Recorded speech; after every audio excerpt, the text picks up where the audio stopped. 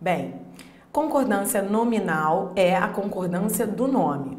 Já a concordância verbal é o estudo das regras que tratam da flexão do verbo, não é? Concordância verbal é a flexão do verbo.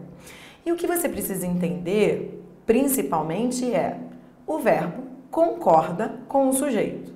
Melhor ainda, o verbo concorda com o núcleo do sujeito.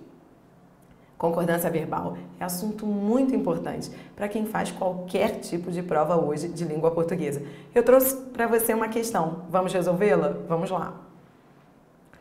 Capítulo 17, portanto, questão 15. Bom, a banca pede aquela opção em que as normas estejam respeitadas. Então, a banca quer a correta. A resposta é letra E.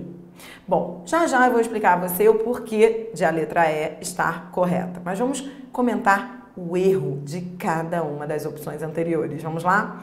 Na letra A, nós temos incluem-se. Este verbo está no plural. Bom, o primeiro ponto é pergunte a ele, pergunte ao verbo pelo sujeito. O que é que se inclui? É assim que você deve fazer a pergunta ao verbo pelo sujeito. O que é que se inclui? Quando você pergunta ao verbo pelo sujeito, o sujeito vem. O núcleo do sujeito, portanto, na letra A é respeito. Entenda que respeito, portanto, é um nome no singular. Daí o erro da letra A. O certo teria sido dizer inclui-se o respeito. Na letra B, temos a forma verbal hajam. Você vai estudar aqui no capítulo de concordância verbal que o verbo haver, com o sentido de existir, acontecer, ele não tem sujeito, tudo bem? Então, ele é impessoal, é o chamado verbo impessoal, que é aquele que não tem pessoa, é aquele que não tem sujeito. Por isso, ele deve ficar sempre no singular. Se ele não tem sujeito, ele não vai se flexionar. Este é o erro da letra B. O certo teria sido dizer, ainda que haja interesses. Na letra C, de novo, olhe para o verbo e pergunte pelo sujeito. O que é que se debateu? O que é que se debateu? E a resposta vem. Temas. Os temas foram debatidos. Então, o correto na letra C teria sido dizer debateram-se grandes temas. Na letra D, vamos de novo ao verbo. O verbo é...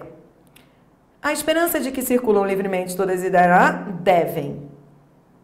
Então, você tem devem, que tem como núcleo do sujeito a esperança. Então, é só você ler assim, destacando somente o núcleo e você vai detectar o erro. Quer dizer, a esperança deve. É o problema da letra D. Agora, a letra E está correta, não é? Por quê? Porque o verbo compete. Vamos lá, vamos perguntar ao verbo pelo sujeito. O que é que não compete aos homens? O que é que não compete a eles? A resposta vem. Tratar não compete. Temos aqui um caso em que o sujeito é uma oração. O sujeito é oracional, ou seja, o sujeito é toda oração. Tratar as informações de interesse social. Por que eu destaquei o tratar aí para você? Para você entender que quando o sujeito tiver um verbo, ou seja, quando o sujeito for oracional, e ele é um sujeito oracional porque ele tem o verbo tratar, o outro verbo, que nesse caso é o compete, precisa mesmo ficar no singular. Por isso a resposta é letra E. Fechando aqui a questão comigo, vamos lá. Você entendeu, portanto, que o grande desafio nessas questões é você procurar o sujeito, que normalmente, você vai ver, vem posposto, vem depois do verbo. Isso aconteceu nas letras A, B, C. A letra D foi a única em que o sujeito vinha antes, não é isso? Esse é o grande desafio. O segundo ponto importante é, sujeito oracional, vem muito nas provas. É aquele que tem um verbo, é aquele que tem uma oração. Então, se você vir um sujeito oracional, pronto, você já sabe. O outro verbo fica na terceira do singular. Mas é isso, hein?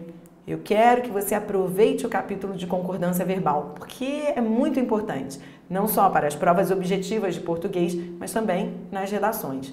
Eu vejo você, portanto, na próxima questão. Até já!